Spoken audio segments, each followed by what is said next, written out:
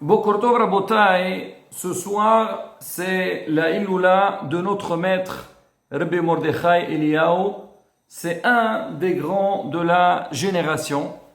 Alors lui, il était connu en tant que grand rabbin d'Israël.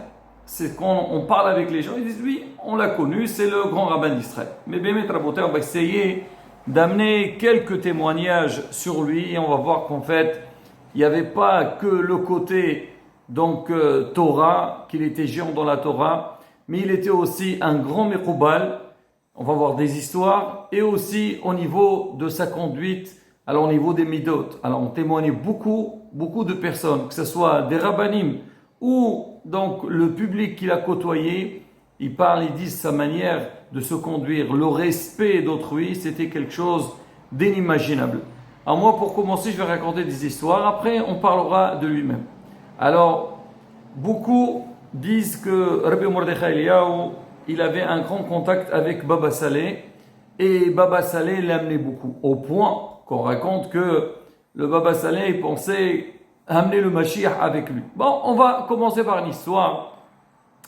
Il y avait une fois, il y a longtemps, le Rabbi Mordechai Eliyahu, il dit à sa femme, écoute, je dois aller tout de suite chez Baba Saleh. C'est très urgent. Sa femme lui dit, mais dis-moi, maintenant tu vas aller comme ça.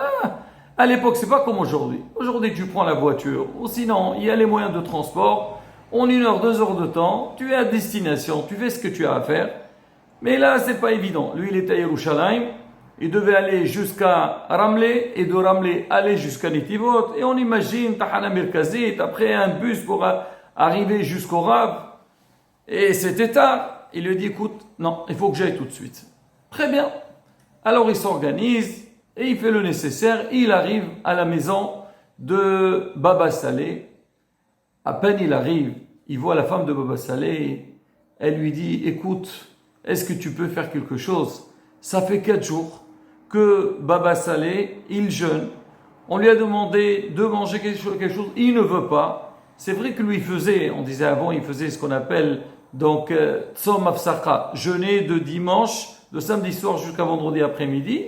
Mais ce n'est pas des choses qu'on peut faire à tout moment. Et elle lui a dit, on a demandé, il ne veut pas. Peut-être toi, tu peux faire quelque chose. À peine il entre chez Baba Saleh, et pendant cette période, les gens ils avaient du mal à entrer chez Baba Saleh. À peine il entre, et Baba Saleh le voit, et il dit, oh, Baruch Haba, heureusement que tu es venu. Elle dit, alors qu'est-ce qui se passe pour l'arabe? Et il lui dit, tu sais que il y a une grande xéra, il y a un grand décret qui doit arriver au peuple d'Israël. On a besoin de faire des prières. Il faut faire des tfilotes pour enlever ce décret-là. Allez, viens avec moi et on va faire la prière ensemble. Rabbi Mordechai Eliyahu, Na'aseh v'nishma, et ils commencent à prier. Bon, on imagine un peu leur tfilotes, c'est pas faire un peu de télim seulement, mais c'était les deux, c'était des mirkoubalim. Et ils ont commencé à prier pendant 1/2 heure de temps. À la fin de la prière, Baba Saleh, il était rayonnant. Il a commencé à chanter et danser avec Rabbi Mordechai Eliyahu. Comme quoi, il a compris que Baruch Hashem, la xéra, le décret, il a été enlevé. Et sur le champ, Baba Saleh dit à sa famille, allez, est-ce que vous pouvez nous préparer une bonne table? On va manger, on va faire une seouda avec Rabbi Mordechai Eliyahu. Bon, les gens, ils étaient contents. C'est vrai, préparer une table comme ça pour un invité de qualité, il faut faire quelque chose de michoubad, quelque chose de... Mais au moins le Rav il va manger. Et ils ont commencé à manger, bon, le temps il passe, et Rabbi Mordechai Eliyahu, il dit à Baba Saleh, Rav, vous savez, moi, pour rentrer, j'ai besoin d'aller jusqu'à Ramleh, et de Ramleh, je dois aller à Yerushalayim, et vous savez, le dernier bus qui sort de Ramleh jusqu'à Yerushalayim, il est à 11 heures du soir, et là on est un peu en retard, et c'est pas du tout évident, il faut que je rentre. Il a dit arrête, on est dans un moment exceptionnel, tu vas me laisser comme ça. Et je lâche l'homme, t'inquiète pas, Akadosh Baruch il va tout arranger. Et Baba Saleh bien dans son monde, il sort sa bouteille de mehia, il sert à tout le monde. Et vraiment un bon moment. Et à la fin, à 10h30, Baba Saleh il dit à Rabbi Mordechai Eliyahu, il dit allez, tu peux aller maintenant. Lui il s'est dit dans sa tête, à quelle heure je vais arriver? Et est-ce que je vais trouver comment rentrer? Il dit, écoute, le Rav, Baba Saleh, il a dit, on fait confiance. Vite fait, on l'amène Tahna Merkazit, il prend le bus jusqu'à Ramleh, il arrive à minuit. Il essaie de chercher s'il y a encore un bus. Et qu'est-ce qu'il voit? Il y a un bus avec ses voyageurs en attente. Qu'est-ce qu'il y a? Normalement, le bus devait partir 11h du soir, et jusqu'à là, le bus, il n'a pas encore bougé. Alors, le Mordechai il va voir le chauffeur, lui dit, allez, voyagez. Je dis, mais arrêtez, qu'est-ce que vous racontez? D'accord, vous êtes un rave, et écoutez, Mehila, j'ai un gros problème, ça fait un bon moment que j'essaye donc de démarrer le bus, et rien à faire, ça bouge pas. Et toi, qu'est-ce que tu vas faire? Tu es un mécanicien, tu peux faire quelque chose? Il dit, non. Il dit, écoute, vas-y, monte, démarre et tu verras. Bon, le rab, il a insisté. Et à peine, donc le chauffeur, il a essayé de démarrer donc le bus. Et Baruch Hashem, le bus, il a voyagé. Ils sont arrivés à destination sans aucun problème. Et là, Rabbi Mordechai Eliyahu, pour lui, c'est vrai, il était dans un stress. Mais il savait que si Baba Saleh, il a dit, il n'y a pas de quoi s'inquiéter, il faut le faire. Et c'est ça, Rabotai, ce qu'on dit, Rabotai Naqdushim. Aujourd'hui, on a parlé cette semaine là de Rabbi Natan ben Ozel, là de Rabbi Mordechai Eliyahu. Il faut savoir, ces Kedushim, ils ont des forces exceptionnelles, ils sont provim, ils sont proches à Kadosh Baruch Hu. J'imagine que beaucoup, ils ont entendu l'histoire avec Rabbi Mordechai Eliyahu qu'on a amené, parce que Maran Ahida, alors lui, il a pris sur lui de faire galout, de tourner sur le monde. On dit parmi les choses quand quelqu'un, par exemple, il veut être mechaper, il veut pardonner sur ses péchés, ou il y a une gzera qui va arriver, alors il va en galoute. Il va dans un endroit où c'est pas son endroit d'habitation. Il tombe dans le monde, et là, ça s'appelle une galoute. Et le Maran Hada, il a fait ça, il est arrivé jusqu'en Tunisie. Il était très impressionné par l'étude des rabbanim tunisiens, c'est bien les élèves que les rabbanim. Et lui, il a été enterré en Italie. Et on a voulu amener son corps en Israël. Bien sûr, le Hida, c'est un Kadosh Elyon. Alors qu'on l'a amené, les gens, ils avaient très peur. Qui peut toucher donc le cercueil de Maran Hida? Et donc, il y a toute une histoire lui-même. Rabbi Mordechai, il a raconté sur lui. Alors, je vous dis un petit point, un petit détail, parce que tout le reste, c'est long à raconter. Il dit qu'au moment qu'ils ont ouvert donc le cercueil de Maran Hida, ils ont vu que ceux qui l'ont amené, qu'est-ce qu'ils font? Ils mettent ça dans un sac et voilà, ils disent débrouillez-vous là-bas. Et quand il est arrivé, lui, il y avait des rabbanim autour de lui, de Rabbi Mordechai Eliyahu. Personne n'osait toucher. Et Rabbi Mordechai Eliyahu, lui, il s'est permis.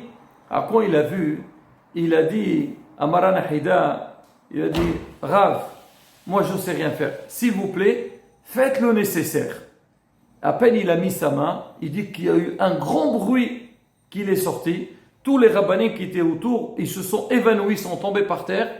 Et lui, Rabbi Mordechai Eliyahu, il n'a pas eu de problème. Lui, quand il raconte, il dit, comme il était occupé, donc il n'était pas, impressionné par ce qui s'est passé. Et bon, pour parler un peu de Sartoucha, il dit que le corps de Maran Hida, il s'est complètement étalé, et donc ils ont vu vraiment le corps entier, donc de la tête jusqu'aux pieds, vraiment comment il s'est remis en place, et là ils ont pu l'enterrer. Pour dire Rabotai, donc la grandeur de Maran Rabbi Mordechai Eliyahu.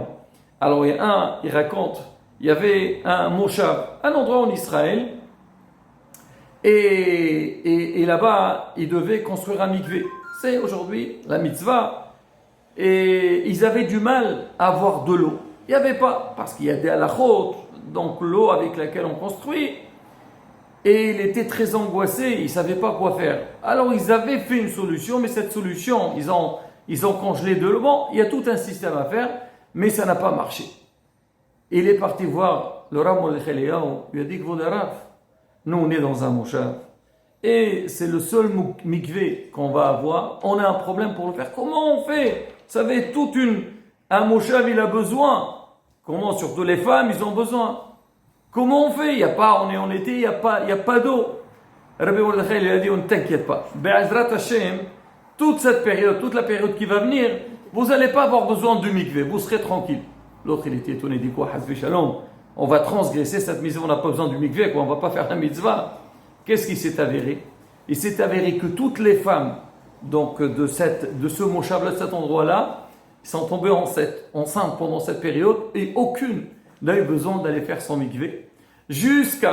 Alors quand la reprise, alors les fêtes, et là les gens ils ont dit, d'accord, ils sont enceintes maintenant, il faut quand même préparer, c'est toute une communauté. Et il n'y avait pas du tout de pluie. Il dit 2 jours avant Sukkot, il a plu, mais partout c'était une pluie très très simple, faible, alors que dans ce mouchav-là, il s'appelle Harasha, il a donné le nom, l'Orab, il a dit vraiment, il a plu tellement fort, que tout a été rempli, le mikvé aussi, ils ont réussi à faire fonctionner le mikvé comme il faut. Et ça c'est quoi? C'est grâce à la bracha du Rab. Et notre personne raconte, quelqu'un, le Alim Balechem, sa fille, elle était très malade, et les médecins, ils se sont désespérés de son état de santé, et ils ont dit au papa, il n'y a plus rien à faire. On l'a dit, va voir Rabbi Mordechai Eliyahu. Rabbi Mordechai Eliyahu lui a dit, écoute, tiens, prends ces pièces en argent, tu vas à côté de la fille, et tu tournes, tu fais les caparotes qu'on fait la veille de Kippour, et tu verras. Le père, il fait ce que le rabbi lui a dit, il a pris le livre de Kippour, il a pris l'argent, il a commencé à tourner, il a dit les phrases, à peine il a fini ces mots, et la fille, elle a ouvert ses yeux, et elle a demandé à voir, c'est que Baruch Hashem, donc elle s'est réveillée, elle s'est rétablie.